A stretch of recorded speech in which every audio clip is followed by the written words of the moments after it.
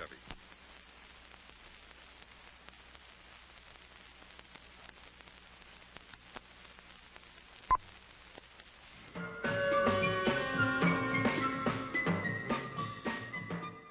One. Hey there, we're the Protomen, and you're watching Bay Area Backstage. Do it. Pull the string, pull the string! Scoodly, wow, wow, wow.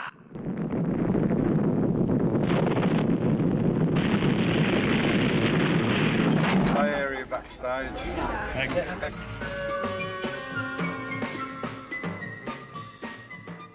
I'm Murphy Weller. I'm Commander B. Hawkins. And I'm the gambler, Kirk Douglas. And we are collectively, well, wait, no, We are 1/3 of the Protomen, Protomen. or 3/9. How you want to look at I it? don't know math.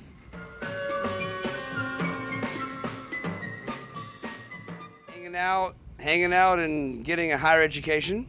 Yeah. Seriously, in Tennessee. Hanging out with a bunch of strangely like-minded individuals at school, and decided to do something as ridiculous as humanly possible. And here we are. We're almost at the ridiculous as humanly possible. We're still not working quite on there, it. not We're quite still there. working on it. But yeah, it was just projects, hanging out, and well, this idea. I've had 4 hours of sleep. Let's just try this, and that's literally how it started. And somehow it stuck For 11 years. for 11 years now. Ridiculous. Yeah. But fun. Yeah.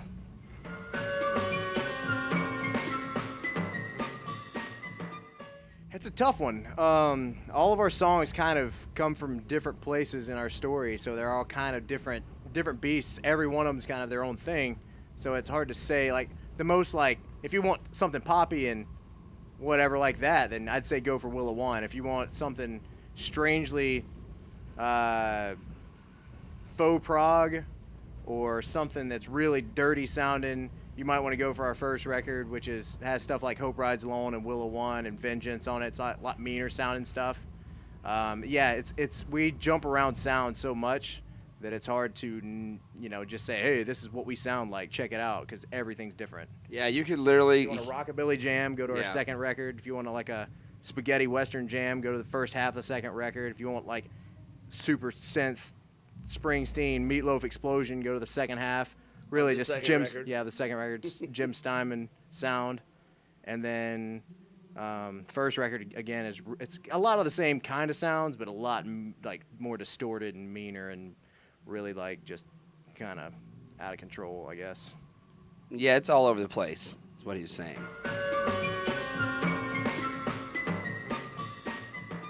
Well, That's my fault. Blame me.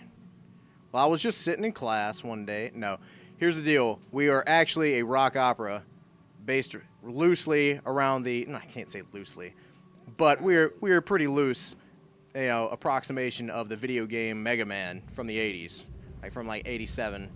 And we kind of took that story and exploded it into kind of a much meaner backstory. It was basically what I wanted to be happening on screen when I was playing the games. It was like, well, I just want this to be just the meanest freaking story ever, and everybody dies. I think humans are terrible, so why not show that in a rock opera about a video game? yeah. That's pretty But much it. when we were doing that and it was a side-by-side, like some people in the band starting off like him would be like, well, we need to make a song that's like about this, with this idea, this feel. It's like we're writing for a movie, basically like a soundtrack. That's really the whole thing is. But then the other half of the band would be all like, man, I just want to make a jam, dude. Let's just make something that's explosive and interesting and different. So it was kind of a linear, like a parallel path for the first record. But then after that, it was just like full on, like concept really came before music a lot for the second record. And on the first record, a lot of it was just, I got this idea. I got this idea. They rolled the same way, though. Yeah, They I were think, the exact same way. but in there was terms of- more accidents, I think, on the first record. I guess that's what I'm trying to say. Happy accidents. There was a lot more happy accidents, that's for sure. Anyways, they're different. They're different. Yep.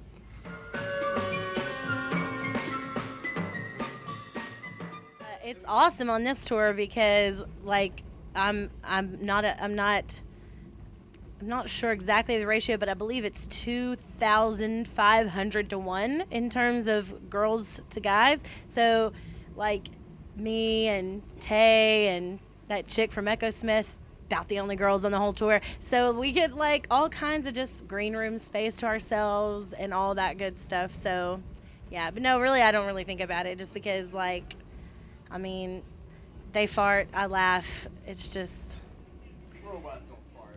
Yeah, robots. This is weird. okay. They squeak. Expel They expel. What I'm things. trying to say is, I just think generally everything's pretty funny, and I don't know. I don't really think of it like I'm the only girl in the band because they don't probably think of me as. Wait, what? You're a girl? See. We had this discussion earlier in the interview. How about how you're not a girl? Oh. I don't know what I am. This is what happens. Long time on the road, we forget who we are, basically. You know, we don't really think about it. It's 9 people. You have to get along regardless of gender. So, you know, everybody knows that. But I've always kind of felt like with some bands that having mixed gender bands really rounds things out. And that doesn't work for everybody, obviously. Yeah, that bass is like intense. But I think for our sound, we wanted to have that like female choir. So that's kind of where I came in with that.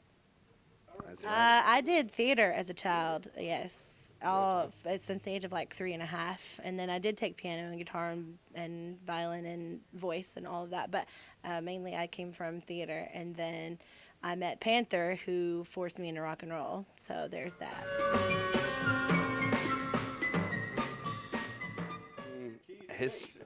Yeah, I mean, with the band, the way the story of starting it was basically Commander had a project in school and just grabbed people. Hey, you've got this. Hey, you've got that. Do this thing. And I have this beautiful, beautiful synthesizer.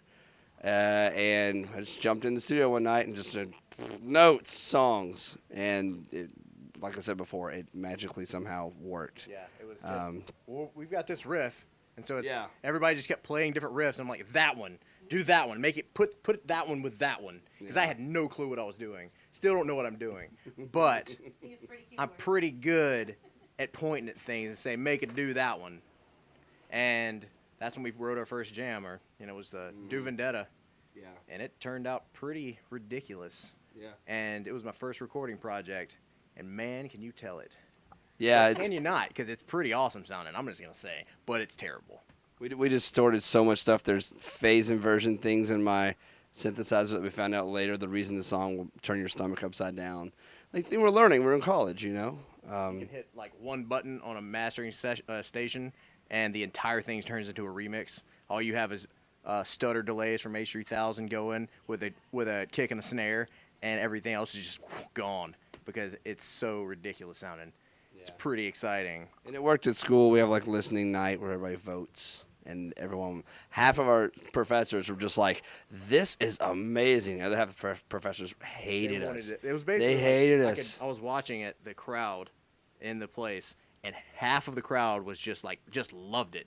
The other half just basically turned around in their seats and just stared at me like, as soon as this is done, you're dead. It was awesome. No, yeah, and also shows like Warped Tour can be that way because we've been doing this for a long time, and we go play places and festivals and whatever, and there's a lot of fans that are there, know every word into it. When you come to somewhere like Warped Tour, where there's a lot of kids who do not know who we are, and you get your fans in the front that were singing every word. Today was a really good show. You got to see a really good We're a show. weird looking crew. And then there's all these other kids out there like, what am I looking We at? don't sound like all the other bands. We don't sound like other bands. No, we sound like 0 people. We sound like 0 other. But that's okay. I think that's why Kevin has us on board, really, for this. Bring something fun, different. And we threatened him. No, we didn't. No, we We sent Gary Busey on him. Busey's coming after you. I don't know. We have a lot of really intense fans, really latch on forever lifers. So we're hoping that that they'll keep coming out to more Warped Tour shows and push other people. We in did. We brought people to Warped Tour that were not coming otherwise, Yeah. for sure. Because a lot of our fans, Totally did. it's like we're the only band they like listen to at all, and so Trying to educate them. Try to Them in the educate face them, for yeah. that. Try to educate them. We try to help say, look, there's You're one of other those. bands. Listen to rock and roll, gosh damn it. gosh darn it.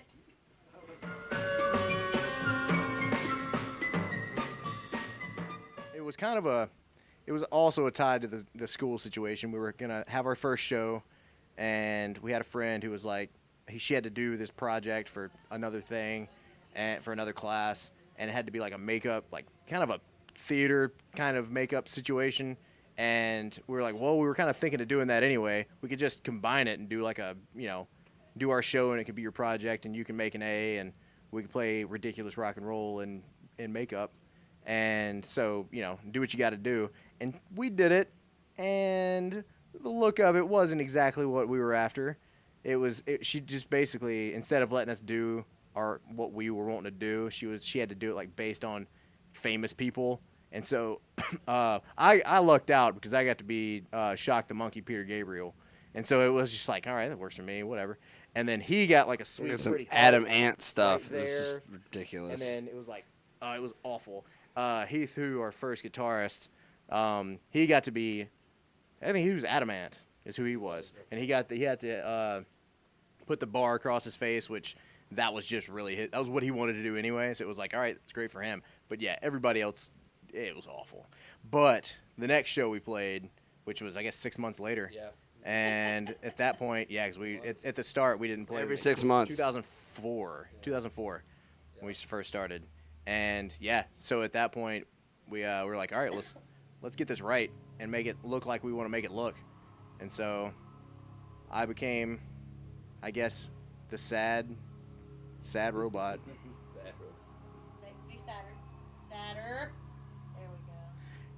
And he got the Yeah. slashes. I took some scars. Yeah, this is even on my ID. Robot. I'm not. She is there- one of the human resistance. One of the people human that- choir.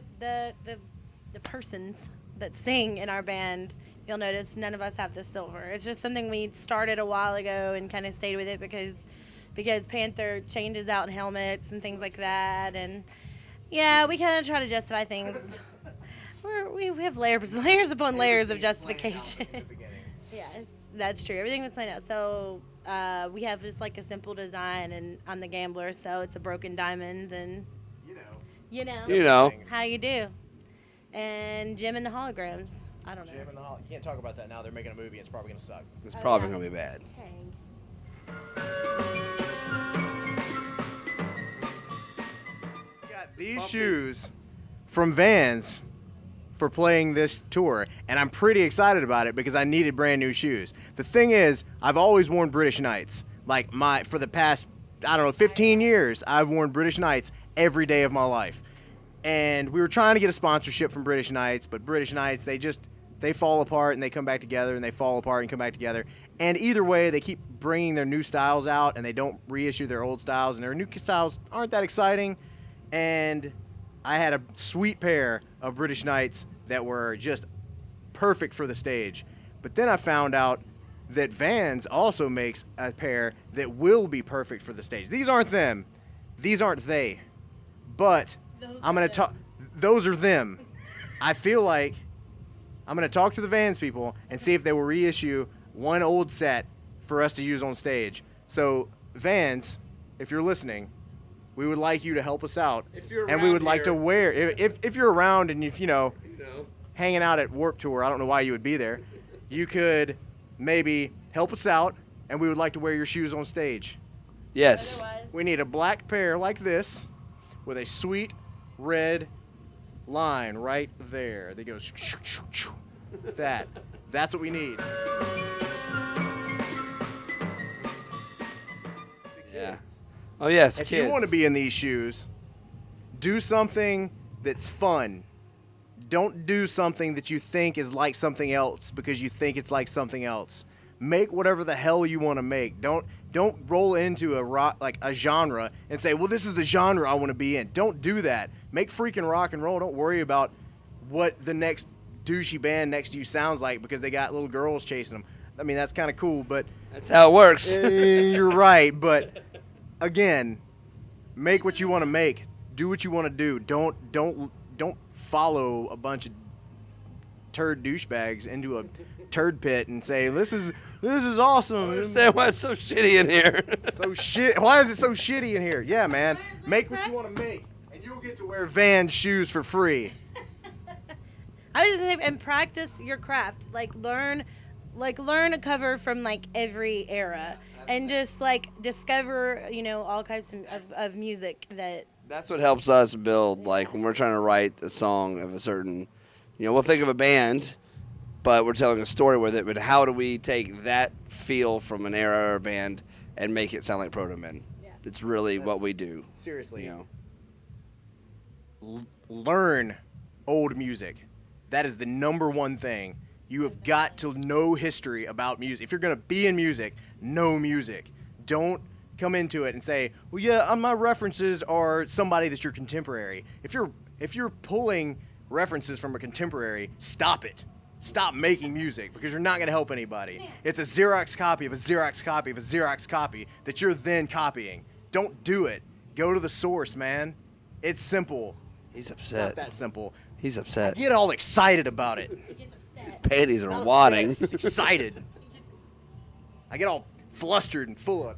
I'm not trying to interrupt you, but No, go for I it. saw Amberlynn today Yeah. played a Weezer song. Yep. Yesterday, Saves the Day played a Weezer song. And I was watching Saves the Day yesterday, and it was awesome. It was El Scorcho. But there's, the whole history thing. Just learn your history. Always look at what artists you like, things they are into. Read their Recording interviews. techniques as well. Try to think about how they recorded things because somewhere along the way, I'm going to blame it on the 90s, that everybody decided to throw away all actual recording techniques that were learned during the late 70s, and they just threw them out the window and said, oh, we can just make it sound like we're in our garage, and that's fine. And it works for some things, but you can't apply that to everything. And then you can't let technology completely do everything for you, even though we kind of do. I can't believe you just said that. I can't believe I said that. But I sort of agree with myself. You should be able to do other things and then let technology help you. Yeah, let it be a helping aid. Don't be a scared girl. Don't be a scared girl who thinks that she can only be in bands with other girls. Like, play music with whoever. That just annoys me to death when girls are like, oh, let's find a girl drummer. No. Do what you do. I mean, if you find a girl drummer, that's awesome. But if you... Yeah, they are pretty hot. But if you are a female and you want to play music, don't be intimidated by all these dudes. Like, it does not matter. Just do what you do and do what you love. And, like, no one can say shit. That's the bottom line to that, I guess. Yeah. Just do it. Do it, man. Do the thing, man. I can't say just do it. No, you can say, We can't say just Okay, do I it got it. because this is a Vans thing. just make it do. Just make it do. Just make it do. Vans should have a logo. Just make it do. Nike would be so pissed. Make it do. Just make it do.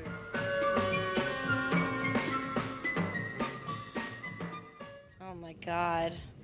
Well, my parents we're from Nashville. My parents were involved in the Christian music industry, so my first concert ever was Amy Grant. It definitely was. So that's that. And I was actually named after Amy Grant. So Amy Grant, if you're somehow watching, I have your name somewhere in one of my names.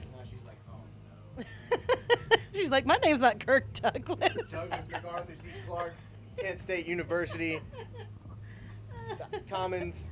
But the first concert that I wanted to go to was Pearl Jam. My dad took me to see Pearl Jam when I was in the 6th grade, so that was memorable for me, for sure. My mother, I grew up in a house of rock and roll, and what did we go? Okay, yeah, I begged her to take me to see Billy Idol when he came through. Now I was already been in Billy Idol for a while because we're talking like He was this, 3 years I was old. I was so young and old, but it was on his Charmed Life tour. So I'd already been into him for a while at that point from Rebel Yell and all that, so I was just so excited. And I was like, Mom, please, please, please, Billy Idol, it's Billy Idol. You understand it's Billy Idol. And she's like, okay. And Faith No More opened the show. It's the first band I ever saw live was Faith No More. They were touring on The Real Thing, I think, at that time. But that did it. I was like, Mom, can we do this like every day? And actually, growing up, I had a rule. Like my mom was like, "You stay out of drugs. You keep making straight A's and B's, and let you go do whatever you want with rock and roll." I'm like one of those rare cases, is what you would call that. So that's where my story comes from. Mine's kind of weird. I grew up in a state where music is kind of outlawed. The entire state. It's not really outlawed because most music actually came from there, but nobody where I came from does anything with music. And it's kind of amazing. It's a southern state, and it's right next to Louisiana, and on the other side is Alabama. I'll let you guess which state it is. But either way, there's no such thing as rock bands and stuff there. Like, there's no indie scene. There's nothing like that.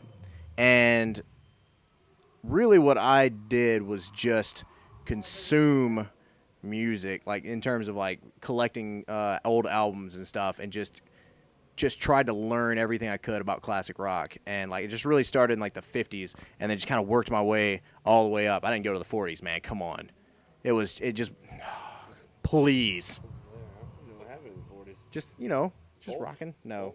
But anyway, so I just kind of worked my way up, and there were no, like, concerts per se from where I grew up. The best you would get is maybe a country group come through. Like, for instance, I never got to see Conway Twitty even, which is quite upsetting because I would like to have seen Conway Twitty. And maybe some Dwight Yoakam. But they didn't even have that. It was all other. Well, maybe I might have seen Travis Tritt, and that's pretty good. So, but either way, so it's a little bit strange to go from country music to this.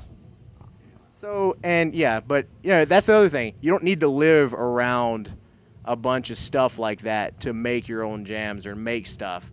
Just try to learn what you're going to learn from music, and then try to make something fun out of it. And it doesn't really matter. Just if you're a kid out there.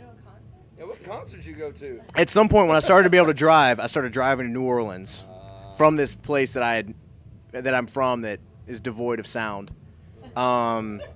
So I started going down there to, like, Voodoo Fest and started going to festivals and saw a bunch of douchey bands. I'm going to go ahead and say it. Saw a bunch of terrible shit. But it was different.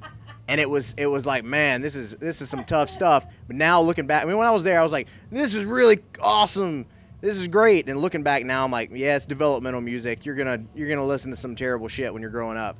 And later, you look back on it and you go, okay, it was awful, but I learned something from it. I learned not to sound like that. Like a child's toy. Yeah. Yeah. So that's the thing. It's like, you don't need to be around a bunch of bands to do it. I didn't know that growing up. If I would have known that I could go out and buy a synthesizer that makes the sounds of all of my favorite bands, and I could just do it, holy shit, I would have freaked out. But I had no clue that was go for it. I had no clue that was even possible at that time. You get in that bathroom. You make a doo-doo. You doo-doo the shit out of it. I'm gonna make so much doo-doo. You better doo-doo the shit out of it. So yeah, that's the thing, is if I'd like to tell children of the world that if you like sounds from some of your favorite things, you can make those. Just go find you a guitar, go find you a bass, go find you a synthesizer, and you can make sweet sounds. And then you can find friends that like sounds, and then they can make sounds. And then what happens? You make a band. And then what happens? You get Vans shoes for free. You like that plug? That was a pretty sweet plug.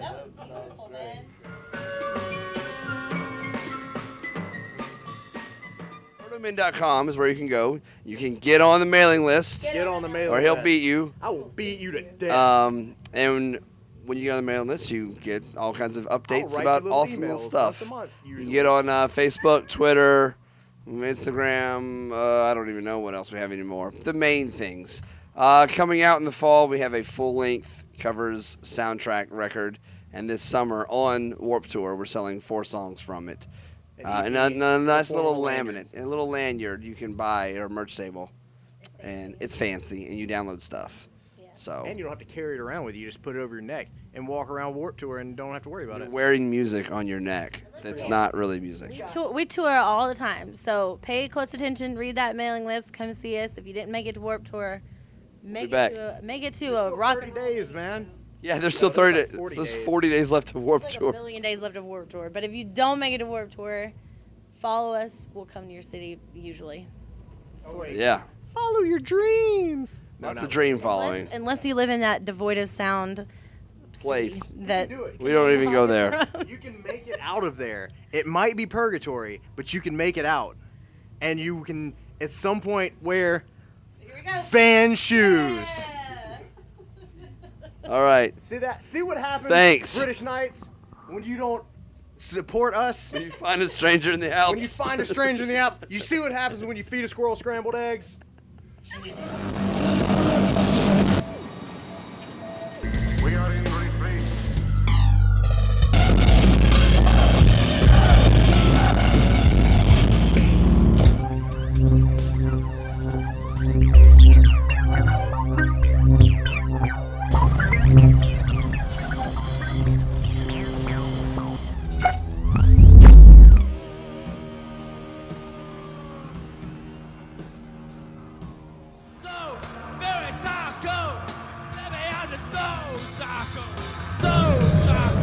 Come to show them where I am.